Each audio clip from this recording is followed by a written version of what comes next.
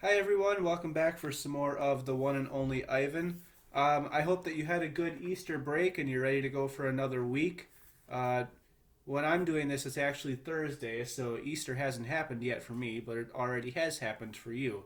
So the joys of online learning. All right, we are on page 60 with a chapter called Change. Stella is the first to notice the change, but soon we all feel it. A new animal is coming to the Big Top Mall. How do we know this? Because we listen, we watch, and most of all, we sniff. Humans always smell odd when change is in the air, like rotten meat with a hint of papaya. Guessing. Bob fears our new neighbor will be a giant cat with slitted eyes and a coiled tail. But Stella says a truck will arrive this afternoon carrying a baby elephant. How do you know? I ask. I sample the air, but all I smell is caramel corn. I love caramel corn. I can hear her, Stella says. She's crying for her mother. I listen. I hear the cars charging past. I hear the snore of the sun bears over in their domain, but I don't hear any elephants. You're just hoping, I say. Stella closes her eyes. No, she says softly. I'm not hoping. Not at all. Jumbo. My TV is off, so while we wait for the new neighbor, I ask Stella to tell us a story. Stella rubs her right foot against the wall. Her foot is swollen again, an ugly, deep red. If you're not feeling well, Stella, I say, you could just take a nap and tell us a story later. I'm fine, she says, and she carefully shifts her weight. Tell us the Jumbo story, I say. It's a favorite of mine, but I don't think Bob has ever heard it. Because she remembers everything, Stella knows many stories. I like colorful tales with black beginnings and stormy middles and cloudless blue sky endings. But any story will do.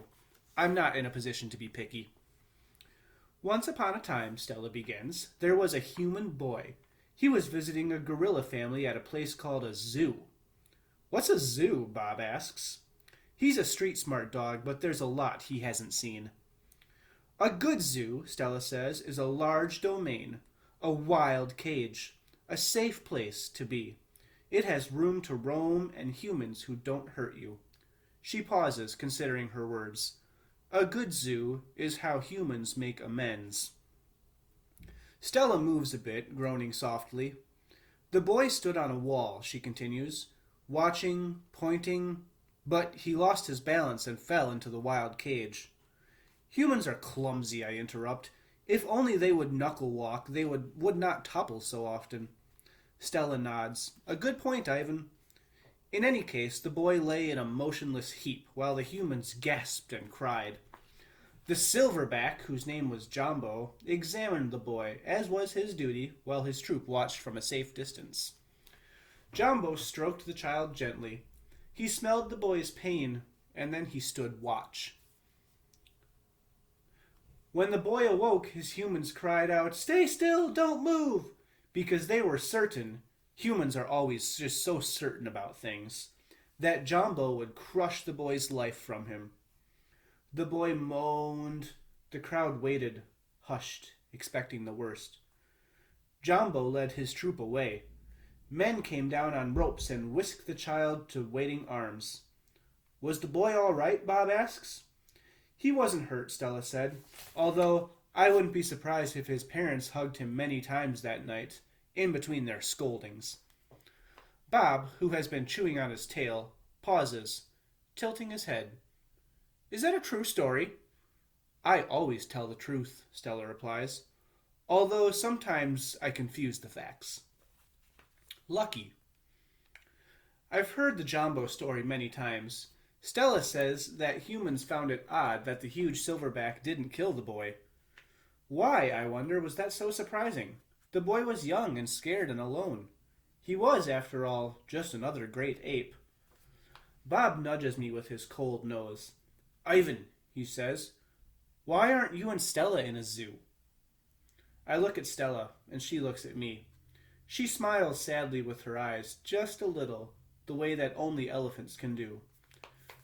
Just lucky, I guess, she says. Arrival. The new neighbor arrives after the 4 o'clock show. When the truck comes lumbering toward the parking lot, Bob scampers over to inform us. Bob always knows what's happening. He's a useful friend to have, especially when you can't leave your domain.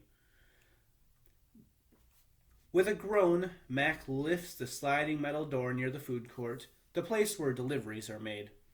A big white truck is backing up to the door, belching out smoke. When the driver opens the truck, I know that Stella is right. A baby elephant is inside. I see her trunk poking out from the blackness. I'm glad for Stella, but when I glance at her, I see she is not glad at all. Can you see that very well? That's the new elephant, but I don't think it's showing up very well for you. Stand back, everyone, Mac yells. We've got a new arrival. This is Ruby, folks. 600 pounds of fun to save our sorry butts. This gal is gonna sell us some tickets. Mac and two men climb into the black cave of the truck. We hear noise, scuffling, a word Mac uses when he's angry. Ruby makes noise too, like one of the little trumpets they sell at the gift store. Move, Mac says, but still there is no Ruby. Move, he says again, we haven't got all day. Inside her domain, Stella paces as much as she's able. 2 steps one way, 2 steps the other. She slaps her trunk against the rusty metal bars and she grumbles. Stella, I ask, did you hear the baby? Stella mutters something under her breath, a word she uses when she's angry. Relax, Stella, I say, it will be okay. Ivan, Stella says, it will never, ever be okay. And I know enough to stop talking when she says that. Stella helps. The men are still yelling. Some of the yelling is at each other, but most of it is at Ruby. We hear scrambling, pounding, shifting. The side of the truck shudders.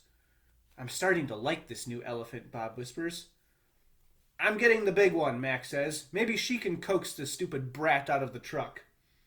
Mac opens Stella's door. Come on, girl, he urges. He unties the rope attached to the bolt in the floor. Stella pushes past Mac, nearly knocking him over. She rushes as best she can, limping heavily toward the open back door of the truck. She catches her swollen foot on the edge of the ramp and she winces as blood trickles down. Halfway up the ramp, she pauses. The noise in the truck stops and Ruby falls silent.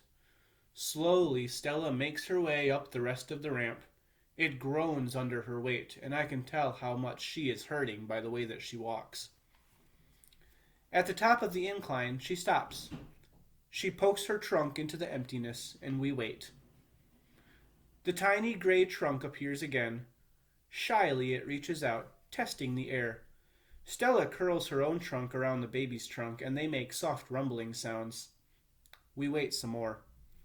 A hush falls over the entire Big Top Mall. Thud, thud, step, step, pause, step, step, pause. And there she is. So small she can fit underneath Stella with room to spare. Her skin sags, and she stands, and she's always Her skin sags, and she sways unsteadily as she makes her way down the ramp. Whoops. Not the greatest specimen, Mac says, but I got her cheap from this bankrupt circus out west. They had her shipped over from Africa. Only had her a month before they went bust. He gestures towards Ruby. Thing is, people love babies. Baby elephants, baby gorillas. Heck, you give me a baby alligator and I could make some money. Stella ushers Ruby toward her domain. Mac and the 2 men follow. At Stella's door, Ruby hesitates. Mac gives Ruby a shove, but she doesn't budge. Doggone it, get a clue, Ruby, he mutters. But Ruby isn't moving, and neither is Stella. Mac grabs a broom. He raises it. Instantly, Stella steps in front of Ruby to shield her. Get in the cage, both of you, Mac shouts. Stella stares at Mac, considering. Gently, but firmly, using her trunk, she nudges Ruby into her domain. Only then does Stella enter. Mac slams the door shut with a clang. I see two trunks entwined.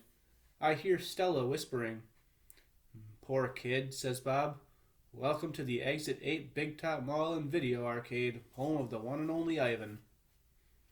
Alright, I will see you back here for some more tomorrow.